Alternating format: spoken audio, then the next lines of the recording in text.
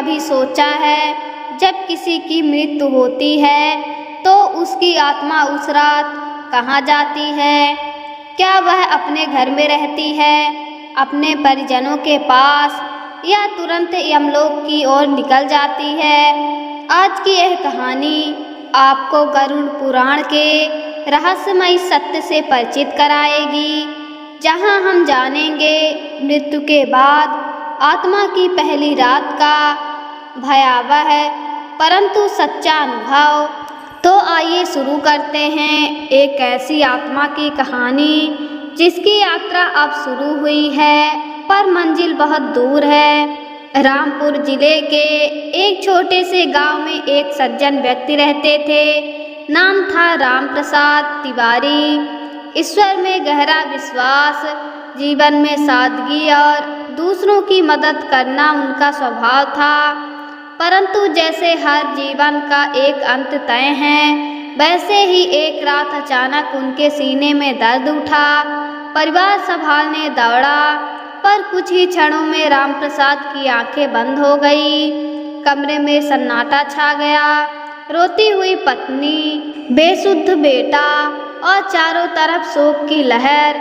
पर उसी पल कमरे के एक कोने में एक हल्की सी रोशनी चमकी और वहां खड़ा था राम प्रसाद का ही रूप, पर अब वह शरीर नहीं, आत्मा थी। वह देख रहे थे, अरे मैं यहाँ खड़ा हूँ और वो लोग रो क्यों रहे हैं? उन्होंने अपने शरीर को देखा, शांत और निस्वाद। धीरे धीरे उन्हें एहसास हुआ, मेरा जीवन अब समाप्त हो चुका है। गरुड़ पुराण के अनुसार मृत्यु के बाद आत्मा अपने शरीर के पास कुछ समय तक भटकती रहती है, क्योंकि उसे विश्वास नहीं होता कि वह मर चुका है। राम प्रसाद की आत्मा भी उसी भ्रम में थी। वह अपने पत्नी के पास जाकर बोले, मैं यहीं हूँ, रो क्यों रही हो? पर उसकी आवाज़ किसी ने नहीं सुनी। उन्होंने अपने बेटे का कंधा छुआ, पर वह स्पर्श अब किसी को महसूस नहीं हुआ। धीरे धीरे उन्हें समझ आने लगा कि यह संसार अब उनके लिए नहीं रहा। वे देख रहे थे, लोग रो रहे हैं, पुजारी आ चुके हैं, अंतिम संस्कार की तैयारी हो रही है। उनके कानों में एक अदृश्य ध्वनि गूंज रही थी, हे जीवात्मा, अब तेरा पृथ्वी से संबंध समाप्त हो चुका है। गरुड़ पुराण में कहा गया है कि मृत्यु के बाद यमदूत आत्मा के पास आते हैं, परंतु वे तब तक नहीं ले जाते जब तक आत्मा अपने कर्मों का पहला अनुभव नहीं कर लेती। रात का समय था, सब सो चुके थे। घर के आंगन में दिए जल रहा था और आत्मा वहीं खड़ी थी अपने ही घर के द्वार पर। अचानक ठंडी हवा चली और वातावरण में अजीब सी गंध फैल गई। आकाश में काले बादल उड़ने लगे, बिजली सी चमकी और दरवाजे के पास से दो भयंकर छाएं प्रकट हुई। काले विशाल शरीर, हाथों में गदा और रस्सी, वो थे यमदूत। राम प्रसाद की आत्मा भयभीत हो गई। उसमें से एक बोला, हे आत्मा, भय मत कर, हम यमलोक के दूत हैं। तेरा समय पूरा हुआ है, अब चल, तेरे कर्मों का लेखा लिखा जाएगा। आत्मा ने कांपती आवाज में कहा, पर मेरी पत्नी, मेरा बेटा, मैं इन्हें छोड़कर कैसे जाऊं? मुझे तो अभी बहुत कुछ करना था। यमदूत ने गंभीर स्वर में कहा, जो कार्य अधूरे रह गए हैं उन्हें दूसरे जन्म में पूरा करना। अभी तुझे अपने पहले पड़ाव से गुजरना है। गरुड़ पुराण में वर्णित है कि आत्मा मृत्यु के बाद पहले दिन उसी स्थान के पास रहती है जहां उसका शरीर था। वह अपने घर, परिवार और चिता के चारों ओर भटकती है। वह देखती है कि उसके परिजन उसे अग्नि को समर्पित कर रहे हैं। राम प्रसाद की आत्मा भी शमशान तक गई। वह देख रहे थे, उनका शरीर लकड़ी पर रखा गया है, बेटा मुखाग्नि दे रहा है और अग्नि धीरे धीरे बढ़ रही है। आत्मा के भीतर दर्द था, ये मैं हूँ और ये सब लोग मुझे जला रहे हैं। धीरे धीरे वह धुआं आकाश की ओर उठा और उसी के साथ आत्मा को एक झटका महसूस हुआ, जैसे किसी ने कहा हो, अब तू शरीर से पूरी तरह मुक्त हो गया है। रात गहरी हो चुकी थी। घर लौटकर आत्मा अपने कमरे के कोने में बैठी थी। वह सब कुछ देख सकती थी, पर कोई उसे नहीं देख पा रहा था। वह सोच रही थी, काश मैं एक बार बोल पाता, उन्हें बता पाता कि मैं ठीक हूँ। गरुड़ पुराण में बताया गया है कि पहली रात आत्मा अत्यंत बेचैन होती है। वह अपनी मृत्यु को स्वीकार नहीं कर पाती। वह अपने परिवार के पास रहना चाहती है, पर दिव्य नियम उसे बांध देते हैं। राम प्रसाद ने देखा उसकी पत्नी रोते रोते सो गई है। बेटा पिता की तस्वीर के पास दीपक रख रहा है। उन्होंने धीरे से कहा, मत रो बेटा, मैं तुम्हारे साथ हूँ। पर कोई उत्तर नहीं आया। बस दीपक की लौ कांप उठी, मानो आत्मा की उपस्थिति से वह सहम गई हो। रात के सन्नाटे में आत्मा को अपने पूरे जीवन की झलकियां दिखने लगी। गरुड़ पुराण के अनुसार मृत्यु के बाद आत्मा अपने सभी कर्मों को स्मरण करती है। राम प्रसाद ने देखा बचपन में उन्होंने किसकी मदद की थी, किसे दुख दिया था, कहाँ उन्होंने झूठ बोला था और कहाँ उन्होंने भूखे को रोटी खिलाई थी। हर दृश्य बिजली की तरह उनकी चेतना में कौंधता गया। कभी मुस्कान आई, कभी पछतावा। उन्हें याद आया, एक बार उन्होंने झूठ बोलकर अपने पड़ोसी की जमीन हड़प ली थी। वो दृश्य जैसे फिर सामने आ गया। उनकी आत्मा कांप उठी और तभी कानों में एक गूंजती आवाज आई, पाप और पुण्य दोनों तेरा साथ देंगे जब तू न्याय के दरबार में पहुंचेगा। पहली रात आत्मा को कई दृश्य दिखाए जाते हैं। उनके पुण्य के देवता और उनके पाप के छाया दोनों उनके चारों ओर घूमने लगते हैं। राम प्रसाद की आत्मा ने देखा, एक तरफ दिव्य आभा में लिपटे छोटे छोटे देवदूत जैसे प्रकाश खड़े थे और दूसरी ओर धुएं जैसे काले साए जिनसे दुर्गंध आ रही थी। वो दोनों उनके पास आकर बोले, हम तेरे ही कर्म हैं, अच्छे और बुरे, हम तेरे साथ रहेंगे तेरी यात्रा के अंत तक। आत्मा डर गई, बोली, क्या अब मैं यमलोक जाऊंगा?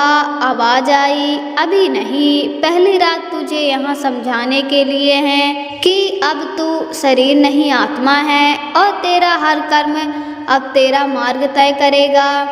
रात धीरे धीरे बीत रही थी। घर में सब सो चुके थे, बस दीपक की लौ जल रही थी। राम प्रसाद की आत्मा बार बार घर के कोनों में घूम रही थी। कभी बेटे के सिर पर हाथ फेरने की कोशिश करती, कभी पत्नी के आंसू पोंछने जाती, पर कुछ भी कर नहीं पा रही थी। उसे समझ आ गया कि यह दुनिया अब उसे सुन नहीं सकती। गरुड़ पुराण में कहा गया है, आत्मा जब शरीर छोड़ती है तो वह अपने परिजनों से दूर नहीं जाना चाहती, परंतु यमदूतों के आदेश से वह बच जाती है और एक सीमित समय तक ही पृथ्वी पर रहती है। धीरे धीरे यमदूत फिर प्रकट हुए। उन्होंने कहा, पहली रात अब समाप्त हो रही है। आत्मा सूर्योदय के साथ तेरा नया मार्ग आरंभ होगा, यमलोक की ओर यात्रा। आत्मा ने आखिरी बार अपने घर को देखा, दीपक की लौ को निहारा और आंसू भरी आंखों से बोली, फिर मिलेंगे किसी जन्म में। और हवा में घुल गई एक मंदिर सी रोशनी जिसने उस घर को एक पल के लिए शांति से भर दिया। यह थी आत्मा की पहली रात, वह रात जब शरीर से अलग होकर आत्मा अपने अस्तित्व को पहचानती है। गरुड़ पुराण कहता है, इस रात आत्मा सबसे अधिक बेचैन होती है क्योंकि उसे समझ नहीं आता कि वह जीवित है या मृत। सूर्योदय का समय था। राम प्रसाद की आत्मा अपने घर की छत पर खड़ी होकर अंतिम बार अपने गांव को देख रही थी। यमदूतों ने कहा, अब चलो, देरी नहीं करनी चाहिए। सूर्यदेव ने हमें संकेत दे दिया है। आत्मा ने एक बार फिर अपने परिवार को निहारा। पत्नी मंदिर में दीपक जला रही थी और बेटा पिता की तस्वीर के आगे जल चढ़ा रहा था। आत्मा के भीतर एक सिरहन दौड़ गई। क्या ये सब मुझे महसूस करते हैं? यमदूत बोले, उनके मन में तुम्हारी स्मृति है, पर तुझ तक अब उनकी आवाज़ नहीं पहुंच सकती। इतना कहते ही चारों दिशाओं से एक मंद प्रकाश उठा। जमीन से ऊपर एक मार्ग खुला, धुंध से ढका पर अनोखी रोशनी से भरा। यमदूतों ने कहा, यही मार्ग है यमलोक का, चलो आत्मा। गरुड़ पुराण में कहा गया है, जब आत्मा पृथ्वी से निकलती है तो उसे एक अंधकारमय लंबा मार्ग पार करना होता है, जिसमें उसके कर्मों के अनुसार प्रकाश या अंधकार होता है। राम प्रसाद की आत्मा जब उस मार्ग में उतरी तो एक ठंडक उसके चारों ओर छा गई। कभी हवा से सीठी सी आवाज़, कभी किसी के कराहने की गूंज। वह भयभीत हुआ, कहाँ जा रहा हूँ मैं? यमदूत बोले, यह वही मार्ग है जिसे हर जीव को पार करना होता है। कुछ आत्माएं इस मार्ग में ही भटक जाती हैं, जिनके पाप भारी होते हैं। अचानक सामने एक झरना दिखाई दिया।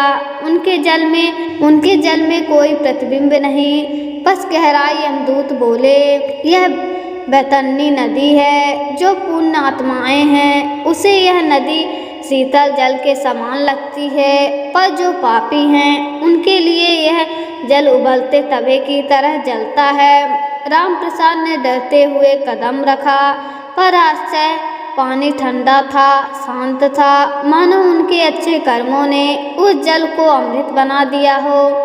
नदी पार करते समय आत्मा ने देखा, दूर दूर तक हाहाकार है। कुछ आत्माएं उस जल में चीख रही थी, कुछ दूत उन्हें रस्सी से खींच रहे थे। राम प्रसाद ने पूछा, ये कौन है? यमदूत बोले, ये वे हैं जिन्होंने धरती पर दूसरों का हक छीना, निर्दोषों पर अत्याचार किया। अब उन्हें अपने कर्मों का फल यही मिल रहा है। आत्मा कांप गई। उसने देखा एक व्यक्ति जो जीवन में अमीर था, अब कीचड़ में डूबा हुआ रो रहा है। वह पुकार रहा था, मुझे बचाओ, पर कोई उत्तर नहीं था।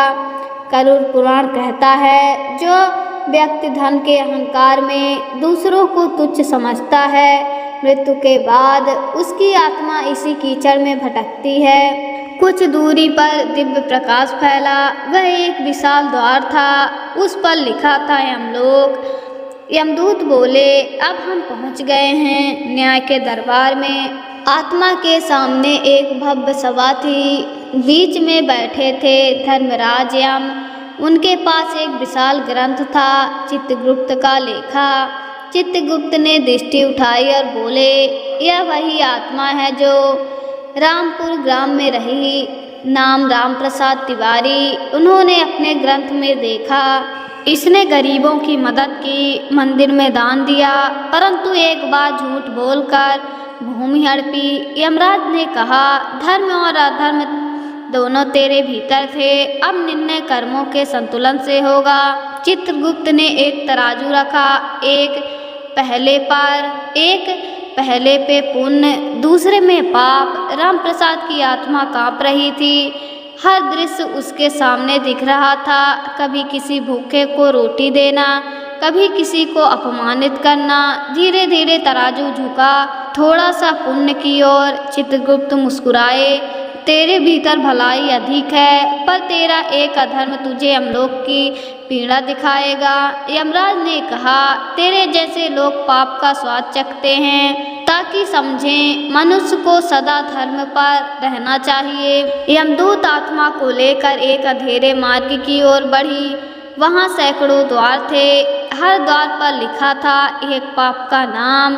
कहीं लिखा था लोभ नरक, कहीं क्रोध नरक, कहीं व्यभिचार नरक, कहीं अहंकार नरक।